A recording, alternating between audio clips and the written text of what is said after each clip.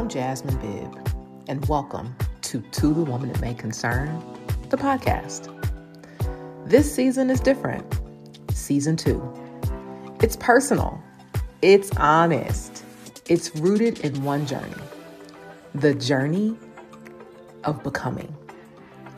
From overload to intention, from survival to design, from carrying everything to choosing self with clarity. Season 2 is a living conversation. It's about motherhood, identity, matrescence, and what it means to design a life that belongs to you and not just your responsibilities. This isn't about perfection. It's about truth. It's about becoming. It's about creating language for things we feel but don't always know how to name. This is To the Woman It May Concern, the podcast, and season 2 starts now. Hello. It is Jasmine Bibb, and welcome to season 2 of To the Woman It May Concern. It's been a little while, but I am so happy to be back in this seat with a new season, with new content, with new topics, and I can't wait for you to experience season 2 as the various topics and guests unfold. And so some things I'll say about season 2 is that this is more of like a living classroom. So I still believe every woman has a letter in her. I still firmly believe that. But in this particular season, you will continue to hear letters, but most of them will be my letters, and they will be about things that I'm experiencing personally or things that I have perspective on. And so I'm really excited to share and take you on this journey. I think that season 2 will really mimic the last 3-4 years of my journey of motherhood, but also my journey of becoming as a woman. And so I think that you will appreciate it, and understanding that every episode won't be for every person. Every letter won't be for every person, but that's nothing new, right? It's always been that way. And so this is no exception, but I have so much to share based on what I'm experiencing that is too good to keep to myself. And so as a result, you're going to hear a lot more from me letter-wise about my experiences. There will be guests, but typically the guests will be more like subject matter experts, more so than season 1, where we had women that had a letter. And so with that being said, we will get into my letter for today's episode. And then from there, because this is a solo episode, I will share some thoughts after the letter. So again, welcome to season 2 of To the Woman It May Concern. For me, this continues to be somewhat of a test, but I think I'm here in this seat for the long haul at this point, and it's not the experiment that it was in season 1. So with that being said, I'll get into my letter. To the Woman It May Concern. Picture this. You're admiring a beautiful day, looking out the window, when you see a woman walking down the street. It's fairly warm outside, a spring day, and the weather is slowly warming up to meet the expectation. She's wearing a long winter jacket, sunglasses, what appears to be pajama pants, a pair of tennis shoes that look to be slightly too big and too wide for her feet. She's deep in conversation, talking into her phone, possibly FaceTime, based on the intentional energy she's giving the screen. And she's carrying a random Ziploc bag full of Cheez-Its, digging her free hand into it every few words. What an odd sight, right? As you become fascinated by this woman, you begin to tell yourself stories about her, about what her deal might be. Is she homeless? No, it doesn't appear that way. Is she experiencing mental health challenges? Possibly. Is she just an eclectic individual marching to the beat of her own drum? If you're from Cleveland and you've been to the Heights, anything is possible. But riddle me this. Does it ever occur to you that this woman could be suffering from the baby blues, postpartum depression, postpartum anxiety, any other fourth trimester changes? I'm willing to guess that that thought has never crossed your mind, right? 4 weeks after giving birth to my daughter, I was that woman you were watching walk down the street. Behind those sunglasses were tears. On the phone was my best friend. The shoes were my husband's because my feet and ankles were so swollen from giving birth that I couldn't fit into my own. I wore pajama pants because my stomach was still swollen from pregnancy and I couldn't fit into much else comfortably. The coat covered my belly and gave me warmth as spring was still trying to find itself. The Cheez-Its, well, they gave me some form of nourishment and comfort, I guess. So what got me to this point, you ask? Moments before that scene, I'd been attempting to breastfeed my daughter. I had the milk, but I couldn't grasp the technique of getting her to latch. I'd been trying for weeks, and between the pain, the sleep deprivation, and simply trying to figure out what the heck I was doing, I cracked wide open. As a result, my husband suggested that I begin pumping my breast milk. Logically, it made sense. It would ensure our daughter was fed, and it would give my sore, damaged skin time to heal. And it would also allow me to stop obsessing over latching. What he didn't know was that I had prepared for that moment and all the other moments over those 4 weeks and beyond. Or at least I thought I did. My response to him was a hard no. A no to using breast pumps. Too soon. So soon. Everything I heard and everything I read told me that introducing a bottle too early would cause feeding confusion and possibly result in the baby not eating at all because she wouldn't know what was what. I couldn't have that. And so even though I needed to pump for my own mental and physical health, I couldn't bring myself to do it. So the tears behind the sunglasses were confusion, stress, and frustration. I was talking to my best friend because she was a mom and I knew she'd understand. Little did I know, she had found herself at a similar crossroads years earlier. Knowing that brought me so much comfort and relief. She told me about a postpartum expert she had connected with who helped her navigate that trying time and that difficult situation. We hung up and she put me in touch with that woman. Her name was Sissy, but I call her an angel. She and I connected later that evening. I spoke to her from the floor of my daughter's room as I continued trying to breastfeed. I explained everything that had been happening to me. She listened and then gently interjected and asked if she could ask me something. I said yes. Her question was simple. What do you do for a living? At first, I thought it was part of some formal intake process. It also felt like a strange question to ask in the middle of my what she missed on Glee emotional spiral, but I went along with it. I told her what I did for work.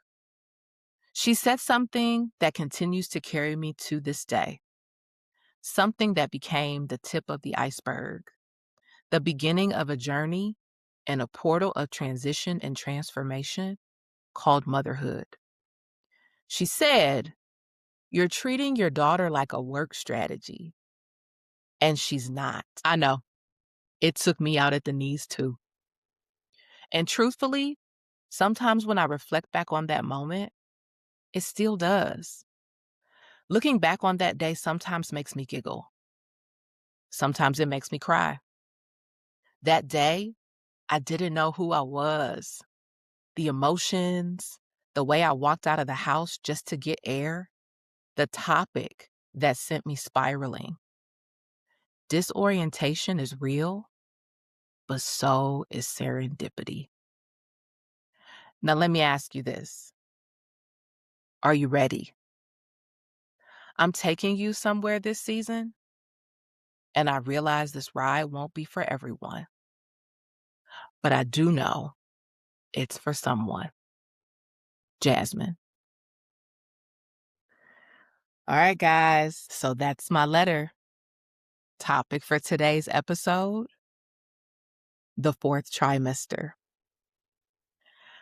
I have been crafting this letter for years. I mean, literally years, guys. And the reason why I've been crafting this letter for so long is because there was this piece of me that felt like I had to share the experience that I just wrote about in my letter.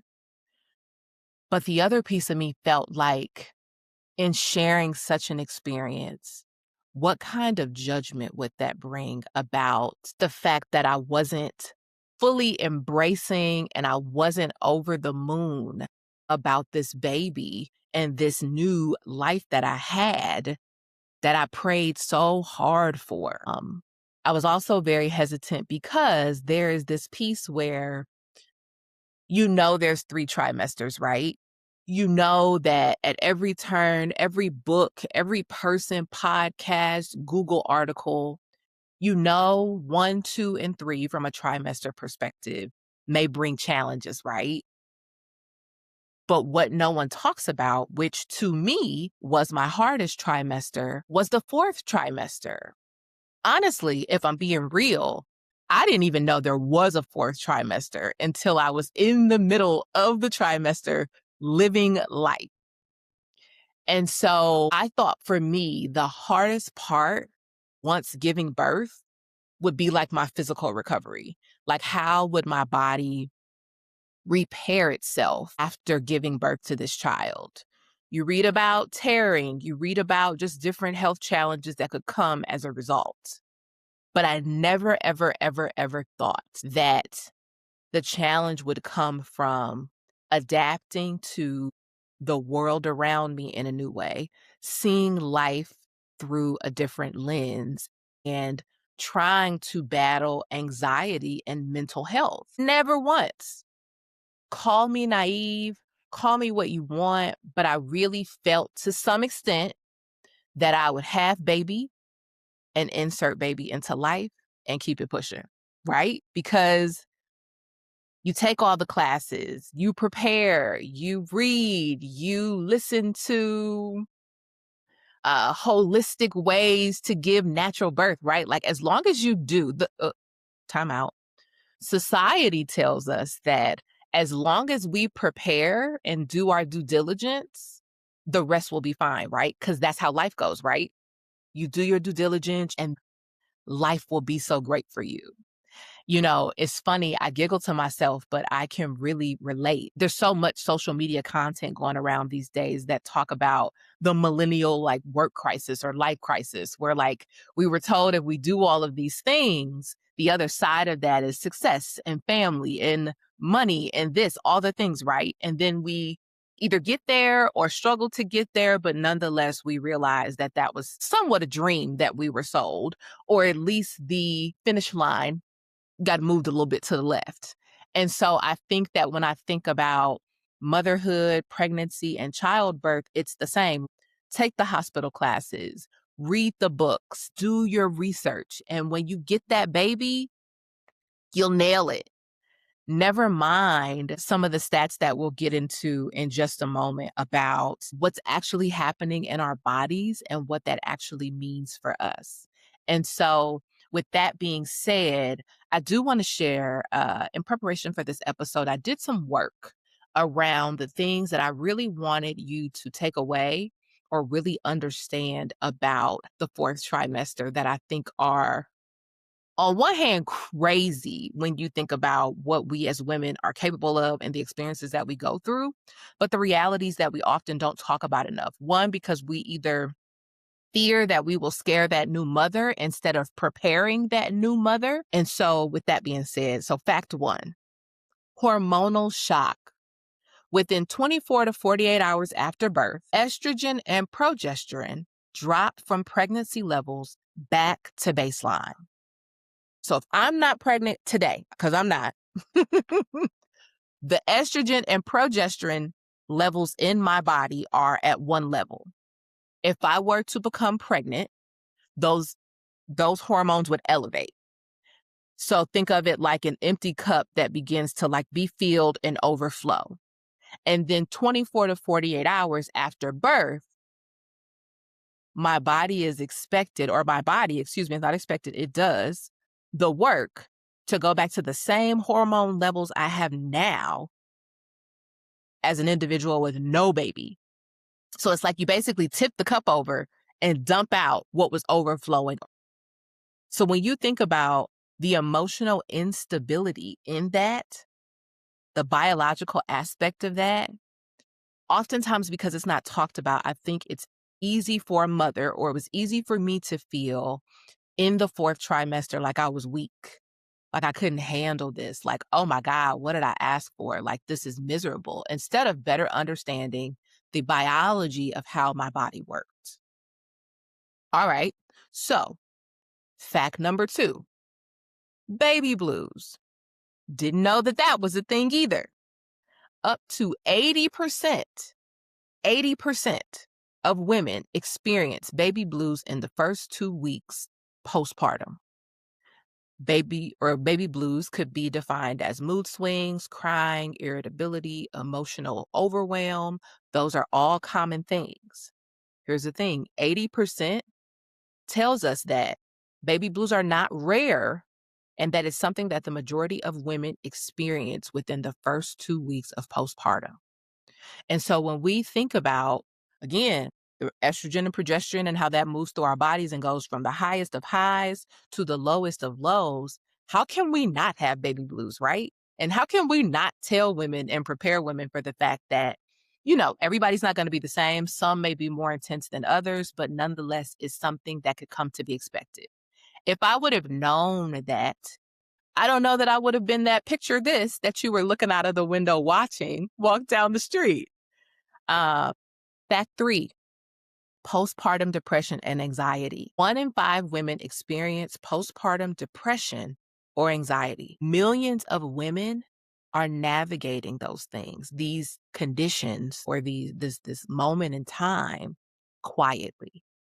So I thought prior to giving birth, or prior to even becoming pregnant, that as long as I didn't end up with postpartum depression, I was fine. Everything would be okay. Like, it was either you had it or you didn't. There was no talk of postpartum anxiety. There was no talk of baby blues. There was no talk of in between.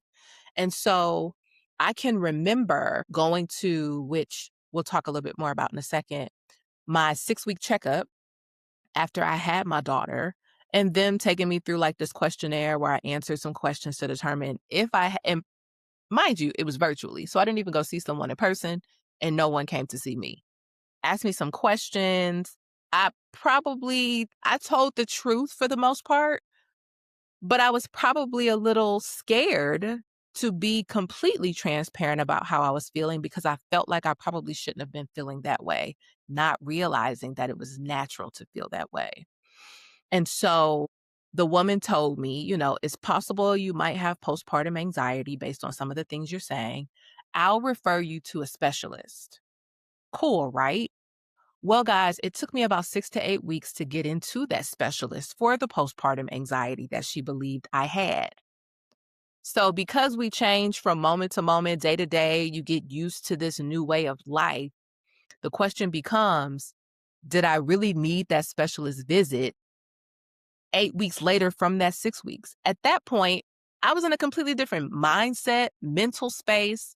But what about the women who need the help sooner, who don't overcome the anxiety, who can't get past the depression? They fall between the cracks.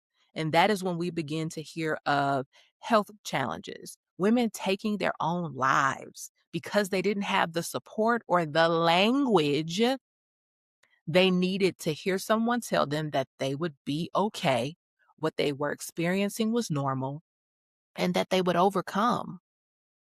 Fact 4. This goes to what I was saying about postpartum care gaps. The health system monitors women for 9 months when they're pregnant. And then after we're done being pregnant, we receive one postpartum visit at 6 weeks, even though the highest medical risk for us as women is actually that postpartum period. So we go from seeing these care providers, round the clock. I was scheduling one appointment after the other appointment, working it into my work schedule, to ensure that I was making sure that this baby was taken care of and growing healthy and all the things. And then I have this baby and I get one, you good? You sure? Okay, cool. Good luck. There has to be more. There has to be more. I just think some people bounce back. I think, we see things like social media. Like when I say the number of individuals that I see on social media, and maybe they really are okay. They have children and they're in heels like a week later and they're out and about and they're, oh my God, I love my life. Postpartum, anxiety, depression, fourth trimester, baby blues, it hits every single person differently, right? But at the same time, when you see what appears to be the highlight reel of someone's life, when maybe this woman just got done crying or screaming or whatever that you'll never see, it's really hard to believe that it's just you, right?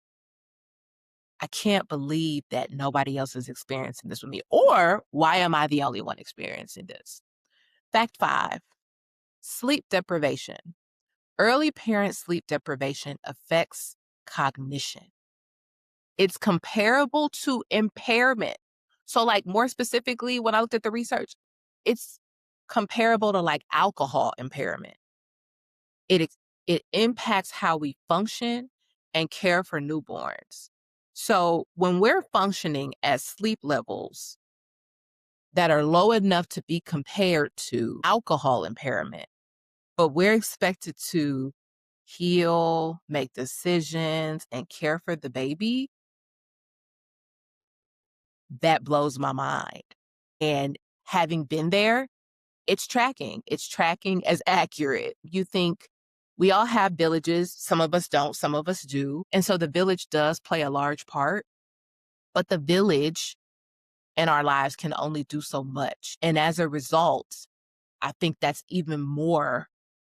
why it's even more important to create awareness around the topic of the fourth trimester, because the village can help.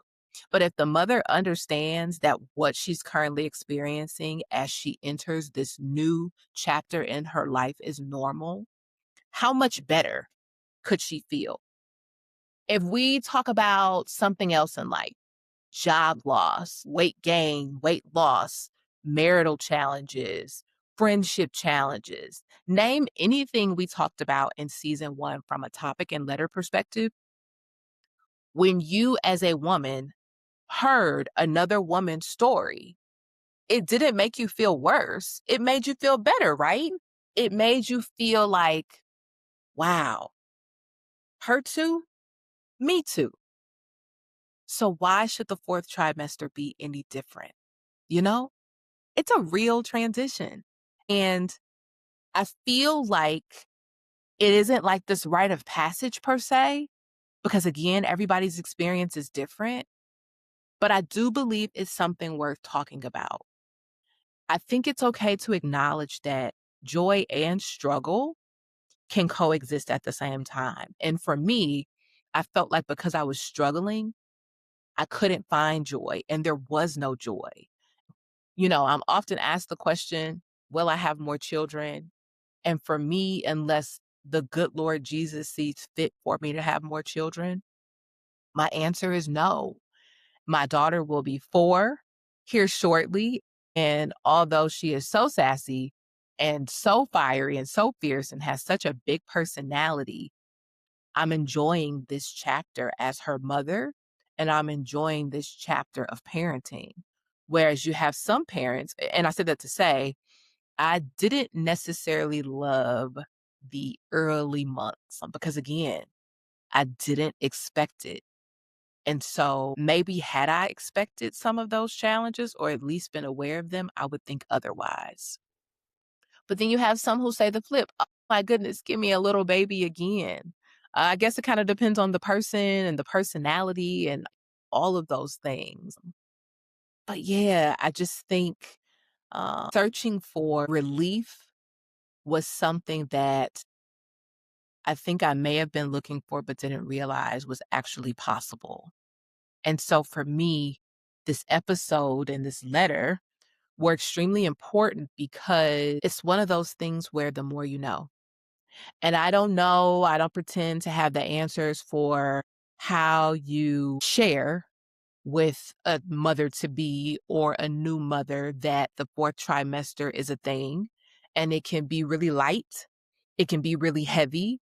It can differ from kid number one to kid number two to kid number three. But I do think it's worth giving a mother to be or a new mother language to know that at the end of the day, she has support, that as a mother, she will experience many highs and many lows from the very first day her child enters this world and beyond. But that as a mother, she is not alone and that there is a community of other mothers with similar experiences. I think maybe the solution is to say, and me saying all of that to, what a woman would say to another, is to literally just say, and I would challenge you to do this if you find yourself around a mother to be or a new mother. If you need anything, if you just need to talk, vent, if you just need me to hold space for you, please allow me to do that. I don't know what you will experience. I don't know what you will feel, but do know that you are not alone in your reality. And whatever I can do to help you, whether it be a prayer, if you're close enough to that mother, stopping by to check on her. For me, I simply, whenever I know someone is going to give birth or is giving birth, that fourth trimester, I'm checking in. Even if it's just a simple text. Hey, how you doing? How are things going? Do you need anything? Do you have any questions? Even just that, like if we don't want to, I get it, scare women, because I sometimes battle like, how could somebody have told me about the fourth trimester and not have me like scared out of my mind? But I think, when I think about women who were mothers who checked in on me, they never really said anything about the fourth trimester, but they were consistent in just asking how I was. Some of them, I told them what was actually happening, like, oh my gosh, this is so hard, or breastfeeding, or XYZ, and that, yeah, girl, me too. And we would have a really good conversation. And others, I probably said, oh, I'm okay, just making way or just kind of figuring out how to, tackle this new reality.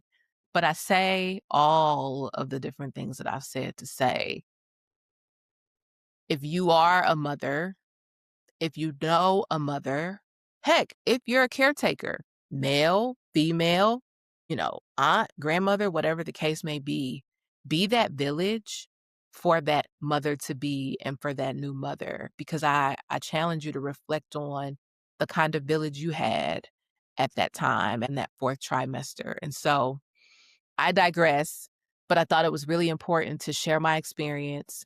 Um, Again, share some of the facts that I was able to research that really resonated with me. So, yeah, that's it. So, welcome to season 2. Not every episode will be super heavy per se. I don't know that this one was heavy, but it was more so fact-based, and it was based in transparency, vulnerability, and realism. And that is what all of my platforms, Overachiever Mom Collective, To the Woman It May Concern, and the things that you will learn more about that I'm working on in this upcoming season. It's my brand. It's who I am. And I think that it's extremely important. So with that being said, here we are, episode 1, season 2. It's going to get real good, y'all. I've got some things planned and some conversations and some guests that will just bring language to what it means to be a mother, to what it means to be a woman. And I'm really, really, really hoping to help you in a way where if you know of another woman, maybe you knew about the fourth trimester, but maybe you haven't had the language, but maybe this podcast is something that you can share with another woman to, hey, take a listen to this. Think you'll find it interesting, pull from it what you will. This is only one person's experience, but I thought of you and thought you might want to hear this podcast episode. So Send it, like it, subscribe, share, share. My goal for this season is sharing. The more you know, right? When we can create exposure and we can, create reach, when we think about the topics that we wish we knew before XYZ period of time, there's power in that. There's so much power in that. So, looking forward to what season 2 will bring, the conversations that will be had, and getting your feedback. Follow me on Instagram at the Overachiever Mom. I can be reached via email at hello, so HELLO at OAMcollective.com. Until the next time, guys, welcome to season 2. Bye.